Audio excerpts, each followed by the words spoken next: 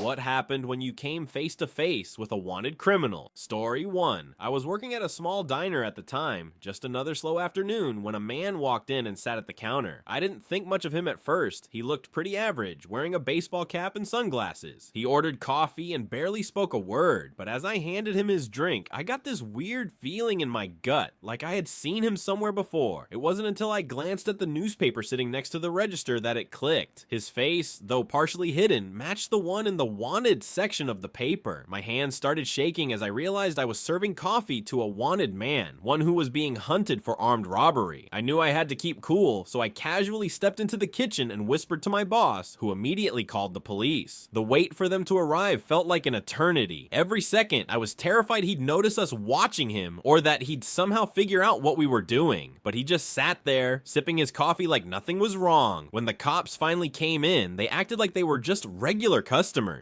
They waited until he stood up to leave, and that's when they moved in. They grabbed him before he even knew what was happening. The whole diner went silent as they cuffed him and let him out. I was shaking for hours after. It was surreal to think that someone so dangerous had been sitting just a few feet away from me, acting like an ordinary customer. Story 2. I was at the grocery store with my mom, just doing a regular shopping run, when I saw him. The man looked familiar, but I couldn't place where I knew him from at first. He was standing by the cereal aisle, looking calm and casual. Then it hit me. I had seen his face plastered all over the news just a few days before. He was wanted for a violent assault in a neighboring town. My heart started racing as I realized I was standing a few feet away from someone extremely dangerous. I whispered to my mom, telling her we needed to leave immediately. She didn't believe me at first, but when I showed her his face on my phone, she went pale. We hurried to the car, trying to act normal, and I called the police as soon as we were out of the parking lot. The police showed up within minutes, surrounding the store while we watched from a distance. They arrested him right there in the cereal aisle. I remember feeling a weird mix of relief and fear. It could have gone very differently if he'd noticed me staring. For days after, I kept replaying the moment in my head, thinking about how close we came to something much worse happening. Story 3. I was taking the train home from work, just minding my own business, when I noticed a man sitting across from me. He was fidgeting a lot, looking around nervously, and I couldn't shake the feeling that I'd seen him before. At first, I brushed it off, thinking it was just my imagination. But then, as the train passed by a billboard, and shaken. It's one thing to see someone like that on TV, but to come face to face with them in a place as ordinary as a mall, that's something I'll never forget. Story 6. I was working the late shift at a 24-hour convenience store when a guy walked in who instantly made me uneasy. He was wearing a hoodie pulled low over his face and kept looking over his shoulder as he moved around the store. Something about the way he carried himself made me feel like he was hiding something. As he grabbed a few snacks and came up to the counter, I tried to stay calm, but my mind was racing. I had seen that face before on the news. He was wanted for robbing a gas station a few towns over, and there was a warrant out for his arrest. I tried not to stare too hard, but my heart was pounding. I rang him up as quickly as possible and watched him walk out the door. The moment he left, I locked the door and called the police, giving them a description of the guy in his car. They caught up with him not far from the store, pulling him over and arresting him. I remember feeling a mix of relief and shock. That guy had been inches away from me, and I had no idea what he was capable of. It's terrifying to think how close I was to a wanted criminal that night. Story 7. I was at the gym just finishing up my workout when I noticed a guy in the corner who looked oddly familiar. He was lifting weights but kept looking around nervously, like he was expecting someone to confront him. At first, I couldn't place where I'd seen him before, but as I grabbed my stuff to leave, it hit me. His face had been all over the local news recently. He was wanted for fraud and identity theft, having scammed dozens of people out of their savings. My heart started racing. I was standing in the same room as a wanted criminal. Trying not to make it obvious, I went to the front desk and discreetly told the staff. They looked shocked, but quickly called the police while I stayed near the exit, watching him to make sure he didn't leave. About 15 minutes later, 2 officers came in, pretending to be regular gym goers. They waited until he finished his set before approaching him. The whole thing happened so fast, and before he could react, they had him in handcuffs. I couldn't believe it. I had just worked out next to someone who had ruined people's lives. It made me realize how easily criminals can blend into everyday life without anyone suspecting. Story 8. I was out with my kids kids at a local park one afternoon, just watching them play on the swings when a man walked by who instantly caught my attention. He was wearing sunglasses and a cap, trying to blend in, but something about him made me uneasy. I had seen his face before on a wanted poster at the post office. He was wanted for a series of home invasions in the area. My heart started pounding as I realized he was right there, walking through the park like nothing was wrong. I didn't want to cause a scene, especially with my kids around, so I calmly gathered them up and walked to the car. Once we were safely inside, I called the police and gave them a description of the man and his location. It felt like forever as we sat there, waiting for something to happen, but soon enough, 2 squad cars pulled up and the officers approached him without making a fuss. They quietly took him into custody, right there in the middle of the park. I was shaking for the rest of the day, thinking about how close my kids had been to someone so dangerous. It made me realize how quickly an ordinary day can take a terrifying turn. Story 9. I was sitting in a quiet coffee shop working on my laptop when I noticed a man sitting near the window. He was sipping his coffee, staring out at the street, and at first glance, he seemed like just another customer. But something about him caught my attention. His face looked familiar, like I had seen it somewhere before. Then I remembered. It was on the evening news. He was wanted for a string of armed robberies across the city, and there was a reward for any information leading to his capture. My heart started pounding as I realized I was sitting just a few tables away from a dangerous criminal. I didn't want to do anything that might alert him, so I casually packed up my things, walked outside, and called the police. I waited in a nearby bookstore, watching the street. Within minutes, the police arrived and quietly entered the coffee shop. The next thing I knew, they were escorting him out in handcuffs. It all happened so fast, but the whole time I couldn't shake the feeling of how close I had been to someone capable of violence. It's eerie to think that in such a calm and peaceful setting, I had been face to face with a man wanted for such serious crimes. Story 10. I was at a bus stop, waiting for my ride home after work, when I noticed a man pacing back and forth nearby. He looked agitated, glancing around constantly, and something about him didn't sit right with me. I tried to ignore it at first, but then I recognized his face from a news article I had read just a few days before. He was wanted for assault and had been on the run for weeks. My stomach dropped as I realized I was standing just a few feet away from a dangerous fugitive. I didn't want to do anything that would tip him off, so I casually stepped away, pretending to check my phone. Once I was far enough, I called the police and described the man to them, hoping they would arrive quickly. I kept my distance, watching him nervously as he continued pacing. Within 10 minutes, 2 police cars pulled up to the bus stop, and the officers calmly approached him. He didn't resist when they arrested him, but the entire situation felt surreal. The bus arrived just as they were driving away, and as I got on, I couldn't stop thinking about how close I had been to someone so dangerous. It's strange to think that in the middle of an ordinary day, you could be standing next to a wanted criminal without even realizing it.